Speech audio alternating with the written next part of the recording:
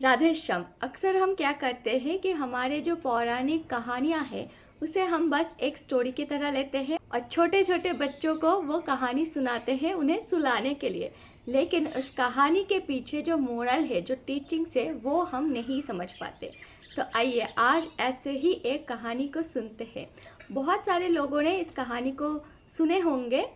तो एक बार क्या होता है, गौतम बुद्धा यानी सिद्धार्थ, उनके जो संन्यास लेने से पहले नाम था वो सिद्धार्थ था। तो वो और उनके कज़न ब्रदर देवदत्ता करके वो दोनों भाई निकल जाते हैं जंगल में रहने के लिए। जैसे कि राजघराने में होते हैं, है ना, शिकार के लिए जाते हैं। तो वो लोग अपने जो सैन्य सामग्री है उनके लिए बहुत ही अच्छी से व्यवस्था करते हैं जंगल में उन लोगों के रहने के लिए। तो वहीं पर देवदत्ता जो है वो एक पंछी को देखते हैं और उस पंछी के प्रति वो शिकार का जो मनोभाव है उसे स्थिर करते हैं। और देवदत्ता अपने जो तीरंदाजी है उसमें माहिर थे। तो उन्होंने क्या करते हैं, अपने तीर से पंछी को घायल करते हैं और वो पंछी घायल होकर नीचे गिर जाता है। तो वो पंछी जब गिर जाता है तो सिद्धार्थ दौड़ के जाता है और उस पंछी को जो पेड़ पत्ते से रस निकालता है उस रस से उसका इलाज करता है। वो पंछी सिद्धार्थ के हाथों पर सो जाता है। तो देवदत्ता गुस्सा हो जाता है। देवदत्ता को ऐसा लगता है कि उनका जो शिकार है उस पर सिद्धार्थ ने कब्जा कर लिया। तो देवदत्ता जो है वो गुस्से में आकर कहते हैं, मेरा शिकार मुझे वापस दो। सिद्धार्थ कहता है, नहीं, अगर तुम इस जीव को मार देते तो ये जीव तुम्हारा हो जाता, क्योंकि तुम इसे मार नहीं पाए, ये घायल है और इसे मैंने बचाया है तो ये मेरा हुआ। देवदत्ता और गुस्सा हो जाता है। फिर राजघराने में लिया जाता है। मंत्रियों का जो मंडली है वो आलोचना करते हैं कि ये पंछी किसका हुआ, इस पंछी पर किसका अधिकार है। तो बाद में जाकर कंक्लूजन में आता है कि ये पंछी सिद्धार्थ का हुआ।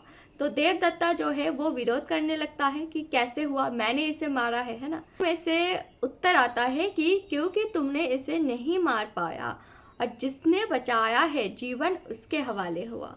तो वैसे ही हमारे जीवन भी हमारे हवाले होते हैं तब तक जब हम उसे प्यार करते हैं, उसे संभाल के रखते हैं, हमारे जीवन को लेकर हम ग्रेटफुल होते हैं, हम ग्रेसफुल रहते हैं, है ना, तब तक वो हमसे बिलोंग करती है। लेकिन जब हम हमारे जीवन को हर्ट करने लगते हैं, हम वायलेंट हो जाते हैं, हमारा एक्शन, हमारा वर्ड, हमारे इमोशंस वायलेंट हो जाता है, तब धीरे धीरे हमारा जीवन हमसे बिलोंग करना छोड़ देती है ना। हमारे जीवन हमारे वश में नहीं रहता। ठीक उस पंछी के तरह ही हमारा जीवन हमारे हवाले होते हैं।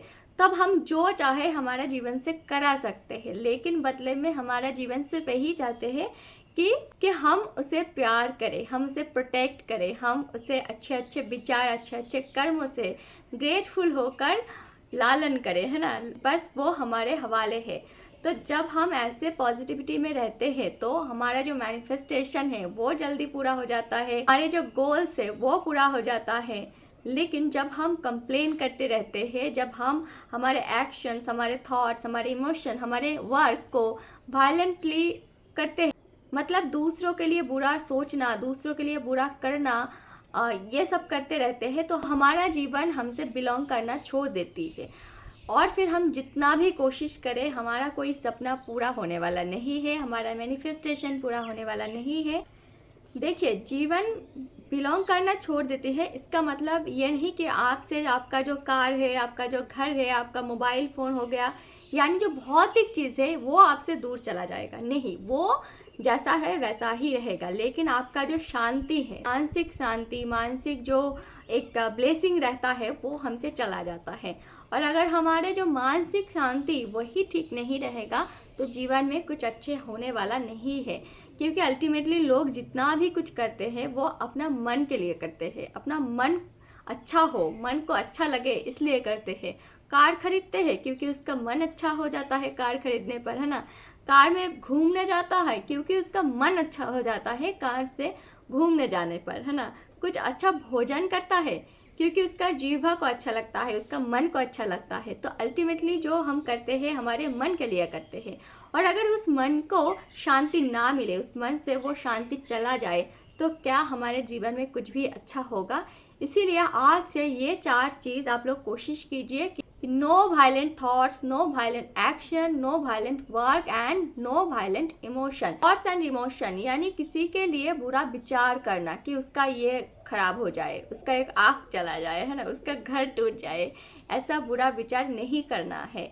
इमोशन भी किसी की तरह नहीं रखना है कि अरे उसने मुझे ऐसा कहा था, ऐसा कैसे कह दिया, वो जानता नहीं मैं कौन हूँ, ऐसे वगैरह जो इमोशन है जो आप रखते हैं दूसरों के लिए कि उन्होंने मुझे सॉरी नहीं कहा, है ना, एक बार वो मुझसे सॉरी कह ले तो मैं उसे माफ़ कर दूंगी, ऐसे जो ग्रजेस है ये अपने अंदर नहीं रखना है। वर्ड्स, नो वायलेंट वर्ड्स यानी दूसरों को बुरा भला नहीं कहना है। पहले बोलने से पहले विचार कीजिए कि अगर मैं ये कह देती हूँ तो अगर वो व्यक्ति मुझे ये वाक्य कहता तो क्या मुझे अच्छा लगता। तो अपने बानी को ध्यान से इस्तेमाल कीजिए कि मेरे जो बानी है उससे किसी का भी दुख पहुंचना नहीं चाहिए। देखिए भगवान श्री कृष्ण भी कहते हैं कि सत्य बोलकर किसी को दिल दुखाने से अच्छा है कि आप झूठ बोल दीजिए, ठीक है। नो वायलेंट एक्शन, हमें कुछ ऐसा नहीं करना है कि किसी को उससे प्रॉब्लम हो, ठीक है, किसी को उससे दिक्कत हो बाद में जाकर, तो जानबूझकर तो कभी भी ऐसा नहीं करना चाहिए। अपने अंदर वो काइंडनेस लाइए ताकि आपका जीवन आपके हवाले हो सके। राधे श्याम। तो ये जो लेसन, ये जो टीचिंग्स मैंने दी आप लोगों से शेयर किया है, तो ये जो बुक है माइंडफुल टू माइंडफुल, तो इस बुक से लिया गया है। अगर आप लोग पढ़ना चाहते हैं इस बुक को, आप लोग फ्लिपकार्ट या फिर अमेजोन पर आप लोगों को ये बुक मिल जाएगा, आप लोग पढ़ सकते हैं। बहुत अच्छा बुक है और इस पर जो जेन विजडम है यानी जो बुद्ध का जो लेसन्स है वो इसमें है, खास करके मेडिटेशन वगैरह, अपना जो माइंड है उसे कैसे शांत करना है, कैसे काइंड होना है, ये सब छोटे छोटे टीचिंग्स इसमें दिया गया है। आप लोग अगर चाहते हैं एक अच्छा सा बुक रीड करना तो इस बुक को परचेस कर सकते हैं। राधे श्याम।